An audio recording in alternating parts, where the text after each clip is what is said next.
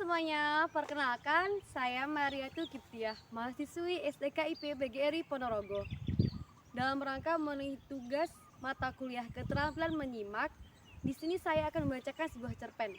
Cerpen yang akan saya bacakan ini berjudul Cintaku Jauh di Komodo. Sebuah cerpen karya dari Seno Gumira Aji Dharma. Cintaku jauh di Komodo. Hanya laut, hanya kekosongan.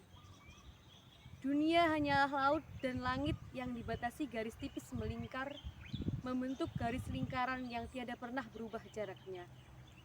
Meski perahuku melaju menembus angin yang bergaram. Bibirku terasa asin, dan rambutku menyerap garam. Tapi ku tahu, cintaku belum akan berkarat bila tiba di pulau itu. Bagaimana cinta akan berkarat? Hanya karena sebuah jarak dari Labuan Bajo ke Komodo. Jika cinta ini belum juga berkarat setelah mengarungi berabad-abad jarak. Dari suatu masa ketika cinta pertama kali ada. Lagi pula, bagaimana cinta akan berkarat? Karena angin yang bergaram jika cinta memang bukan besi.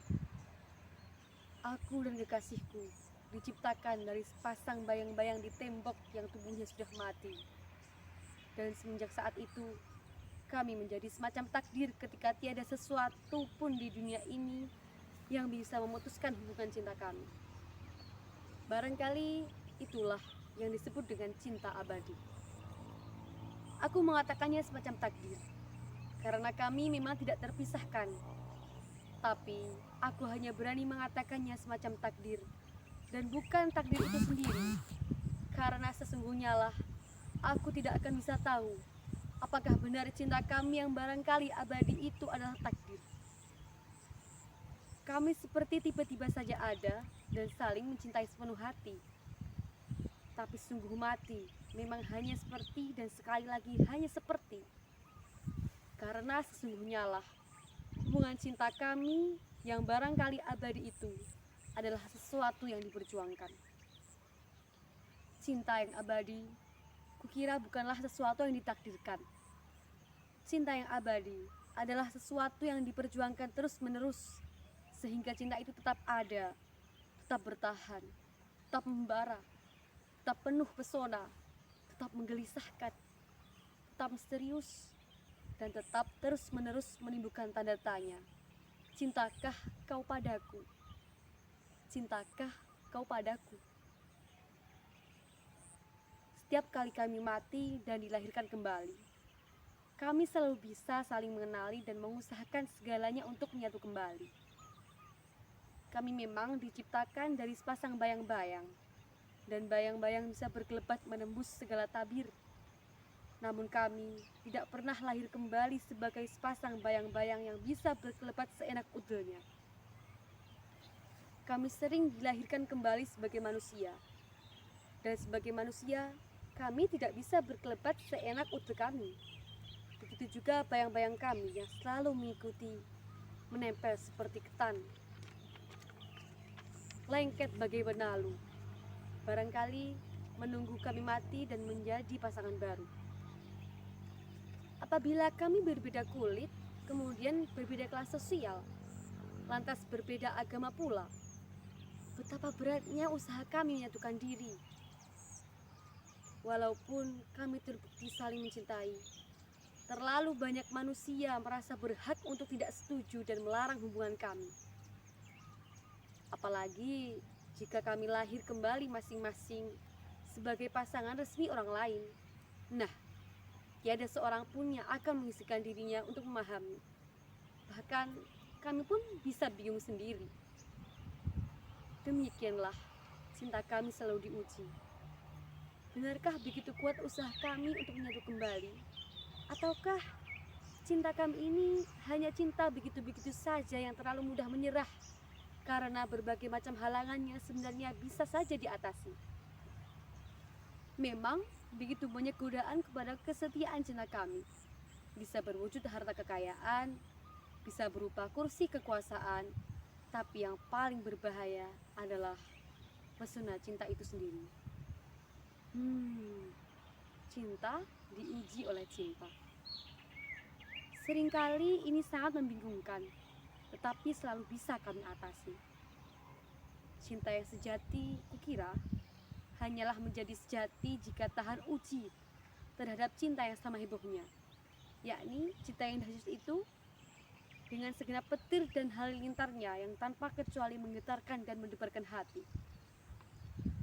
Kesetiaan kami masing-masing telah membuat kami selalu bertemu kembali. Begitulah, meski terkadang penuh dengan luka-luka cinta di sana-sini, karena ketergodaan yang terlalu menarik untuk tidak dilayani.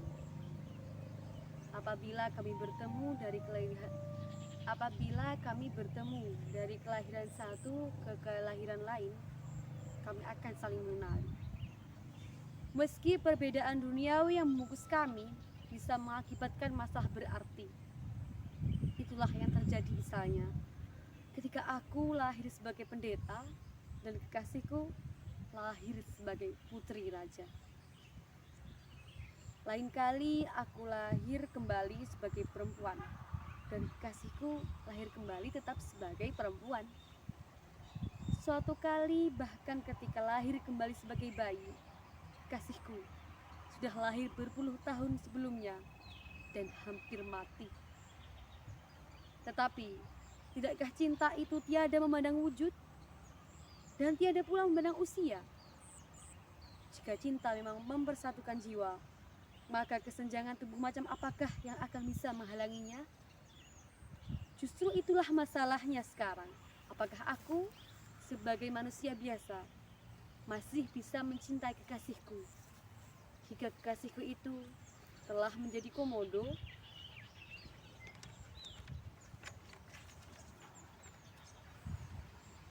Hanya laut, hanya kekosongan. Laut dan langit bagai bertaut, tapi mereka sebetulnya tidak bersentuhan sama sekali.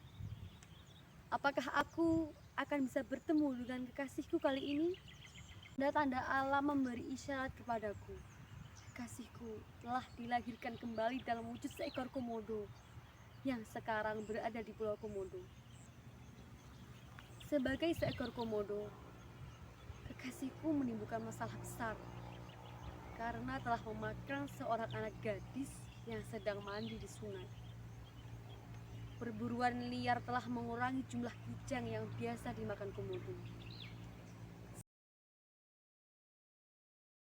Sehingga kekasihku dengan kelaparannya yang amat sangat telah menerkam dan menelan seorang anak gadis berusia 12 tahun.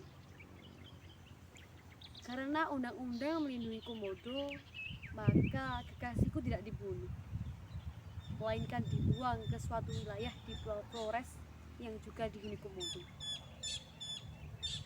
Namun di tempat yang baru itu, kekasihku dianggap sebagai komodo asing yang dimusuhi oleh komodo-komodo lain. Akibatnya, kekasihku berenang dan menyeberangi laut untuk kembali ke Pulau Komodo.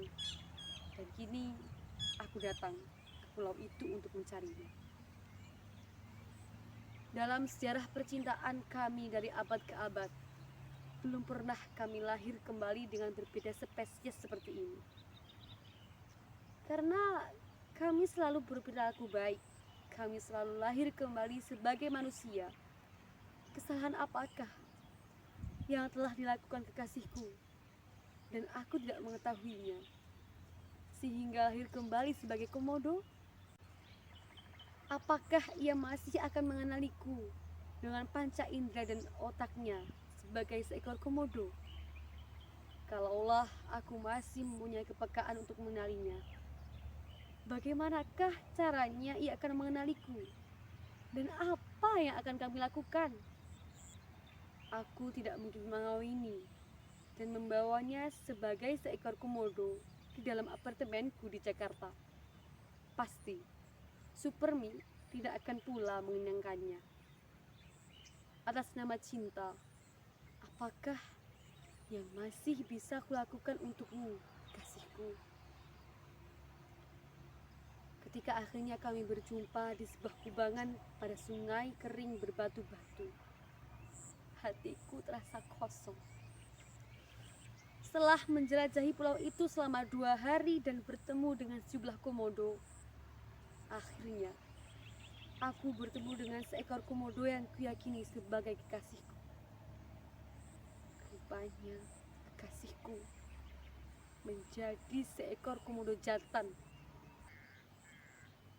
Karena aku turun di kampung komodo dan bukan di Loh Liang, tempat para petugas Taman Nasional biasa memandu wisatawan, aku menjelajahi pulau itu siang malam tanpa pengawal. Bersenjatakan tongkat bercabang, aku berhasil menyelamatkan diri dari serangan sejumlah komodo sampai kutemukan komodo jantan yang pernah memakan anak gadis itu. Kami bertemu pada suatu siang yang panas dan aku sedang mendaki ketika kulihat ia merayap ke arahku di bawah kerimbunan semak-semak. Apakah yang masih bisa kukenal dari kekasihku yang cantik jelita pada komodo jantan ini? Tadinya masih mengharapkan pandangan mata yang penuh dengan cinta, tapi hanya kulihat sebuah pandangan mata yang kosong.